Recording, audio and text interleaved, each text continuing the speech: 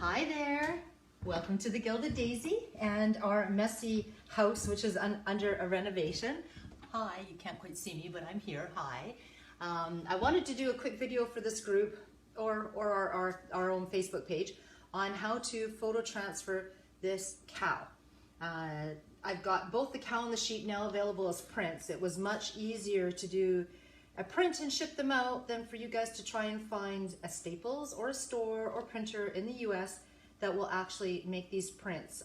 This one is not an inkjet print. It is a colored wax print. They don't have those printers at Staples or Office Depot, I think you have down there too. So they're available on the site now. The prints are $29. I just thought this way you guys would have a better chance of getting them and doing them. So anyways, oh, sorry about the banana and the tomato. I was trying to hold down the paper and forgot I'd left them on there. Hey, they're organic, what can I say? Try and eat organic. But just to start off with, these prints are done on 27 bond paper. The thinner paper doesn't work. It tends to tear when you're trying to squish out all the product, out of the gesso actually, or whatever you choose to use. The thinner paper tears. I've learned my lesson the hard way and went through a lot of prints and a lot of plywood, and plywood gets expensive if you keep storing up. So enough about that. 27-inch bond paper is what we're using, and this is a colored wax print from a local print shop here in Victoria. The plywood I'm using, I don't know if you can see here, is 3/4 inch birch plywood. You can't really see it. And why I use a good 3/4 inch plywood is because I'm going to frame this with old barnwood. I don't know if you saw any of the photos, but I use barnwood or old lumber and frame out in that, and the thinner plywood, because I need to screw it on, you've got a chance of it coming through the side. So I use 3/4 inch birch plywood, good plywood, not like the industrial grade that goes on your floor. You want nice, smooth plywood, and any of the holes in the plywood are filled. Otherwise, if there's knots blown out in the top layer of the plywood, because you know plywood's all layers of wood, crap wood basically, and glue, and if any of these knots chip out and you're trying to do this over a chipped out knot, you're going to tear your paper. So, you know, invest in some good plywood. If you don't have a table saw to cut your 4x8 sheet, I'm sure Home Depot would be happy to do it, because they do mine for me, because I'm getting lazy and I don't want to lug around a 4x8 sheet of plywood anymore. So what I'm going to do first is, now that we've gone over the 3/4 inch plywood, what type of paper I'm using, I'm just going to take this guy off here and I'll put him over here for a minute. And I'm just going to coat the surface on here.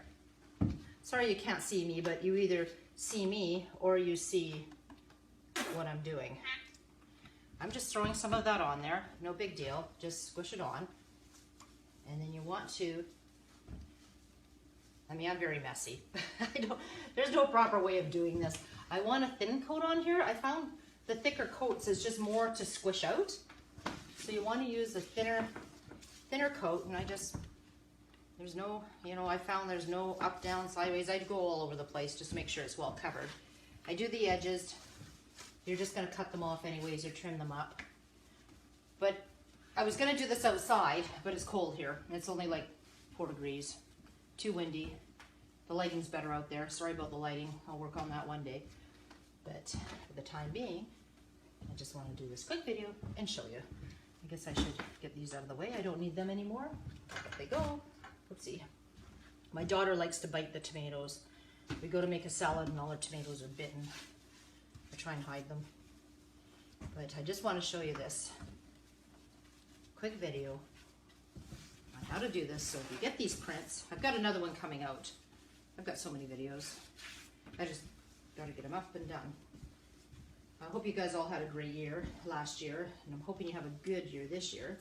So I'm just going back and forth. Thin coat. I don't want to do it too thick. Back and forth, nice and fast. Don't let it dry. Try not to get any hair in there. I don't know what that is. It's a fluffy. You can't get it out. Don't worry about it. It's going to add character. I mean, sometimes I get little, I didn't dust this off, but anything you get stuck underneath adds character to the finished product. So there you go. It's all done. All smoothed out. thin coat. Go run this and put this in water so it doesn't harden up on me.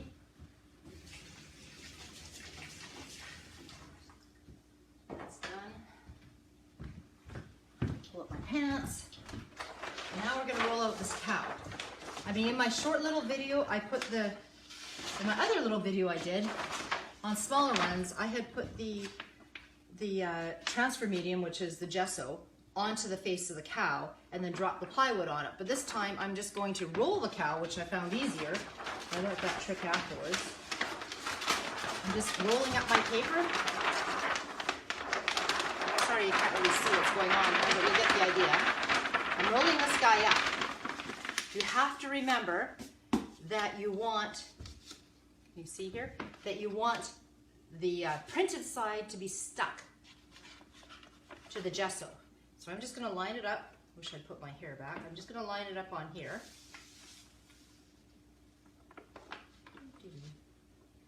Just line it up best you can.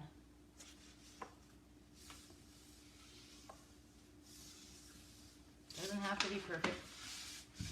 And I'm going to roll this guy out. See how easy that was?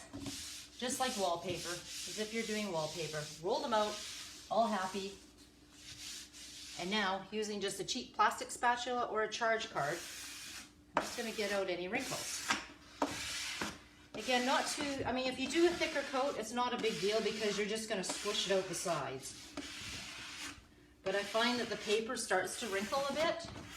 I wish you could kind of see it on here, but I don't know if you can see that. There is a lump there, and there's wrinkles here. Let me just see if I can raise that up a bit. Ah, there you go. You can see that. See these? Need to get rid of those. And they do come out. I have to put it back down to do it, but you're going to work from the center out. Just like that. Nice and easy. I probably should have done a live for this, but nah, still not up to live videos, even though I'll post this one. But you see what I'm doing? I'm just going from the center out. I got to get these wrinkles out, so I've got to drop it back down again. If I can see what I'm doing here. But you just want to get them out. And if you end up with a big wrinkle across there, not a big deal. It looks good in the end. You just want to work these things as best you can. I've kind of got a bigger one in the center now that I usually don't get just because I was talking. But I will get that one out the best I can. And as I said, it adds character afterwards. You can do this, but you got to be careful you don't end up making it worse like I probably just did, but not really. There we go, right across there.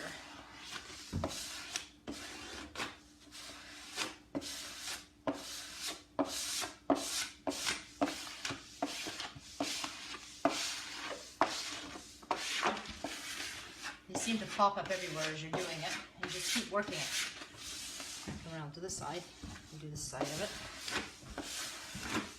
You don't want it drying too fast. I mean, on a nice day, it's going to dry fast. You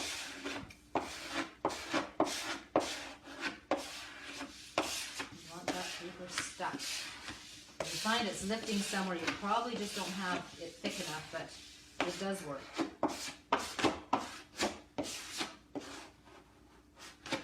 Working this big one out. I can get it out.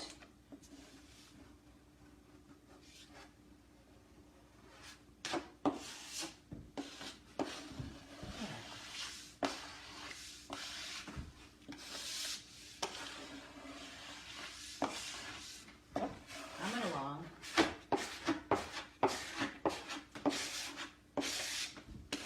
Now, I'm always wondering, you're looking down. You see down my shirt? Nope. I always forget the angle you're at, and the next thing you know, your video, if you do a live, and everybody can see down your top. I guess you can always delete it, and not everybody's watching your video anyways.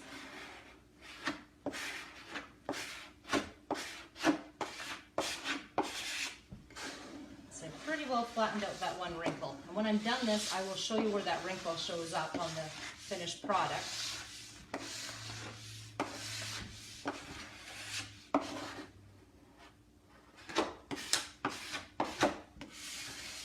Pretty good here. Another one popped up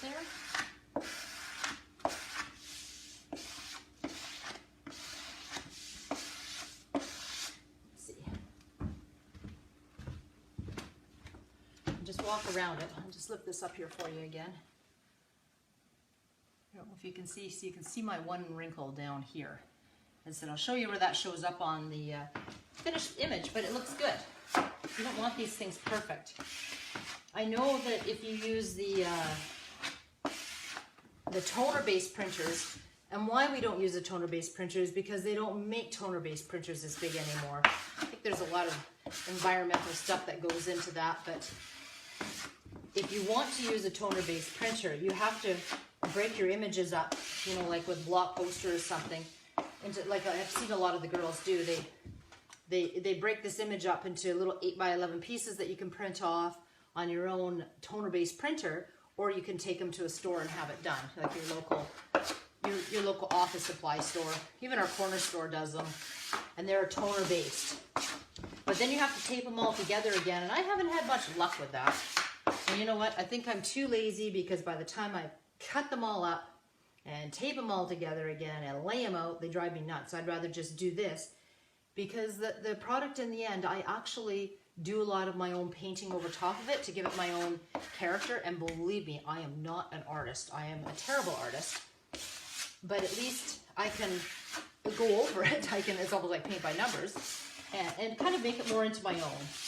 I mean, this is a beautiful artist out of the UK, and she does beautiful work. We're getting a bunny rabbit done right now. The other ones I've got are from a lovely gentleman in Serbia, and another lady in Peru, and another lady in Argentina.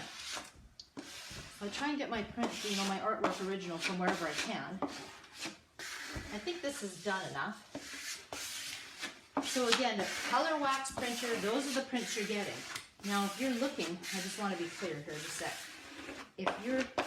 If you're looking to just take this print and do this photo transfer, get rid of the paper, and it's all perfect, the colored wax prints don't do that. You should paint over them a little bit more. You don't have to. But if you do, it does add your own character. I bang them up and antique them, and I'll show that later too. I'll just put one up here. I'm going to quit talking for a minute. I just want to double check I haven't missed anything on here. You see a few little pockets, not a big deal. If you have a little air bubble, it just means that the print won't take there and you have a little gap. But it adds character. Everything adds character. Let me just double check this. I think I'm good. It's good all over. Nothing really came out the sides because it was a thin coat, but it looks good. I'm just going to take it off here. Put it over here and let it dry. I usually let them dry 24 hours. I put them in front of a heater. So that was the cow print. Here's the sheep that I was working on. This one's had all the paper removed, but let me just show you one little thing here. That's it. I have to get some water. See, because I use mostly those colored ink, the colored printers, you get this film over top still. You know, if I put liquid on, you can see how it brightens up. I don't know if you can see that or not, but see how that brightened right up when I added that water on top. So when you can see the difference between there and there. You know, how I get this look in the end is I actually go over it with stain and wipe it off with paint thinner. But if I wanted to take a little bit more paper off, that film is a little bit more paper. I can just keep rubbing a bit more. Like this black is a little bit darker than this black. I could probably get a little bit more off here. Oops, there goes my paper. But that comes out, I mean, this has come out really nice and clear. And this, of course, was a smaller sheep when it was painted. It was only about this big. So I do like to add back in my own colors to it. And I just use my own paintbrushes and stuff. Not my own colors, but you know what I mean. I kind of darken up these. I might darken up his eye a bit. That was a little, see, here's a wrinkle here. Can you see that? This here was a wrinkle. So the ink didn't take. Let me bring that up closer. See, a wrinkle right below the eye there. That's where the paper didn't stick, or it had a wrinkle, and the ink didn't take, which is fine, because when I stain that or add black to it, it looks great.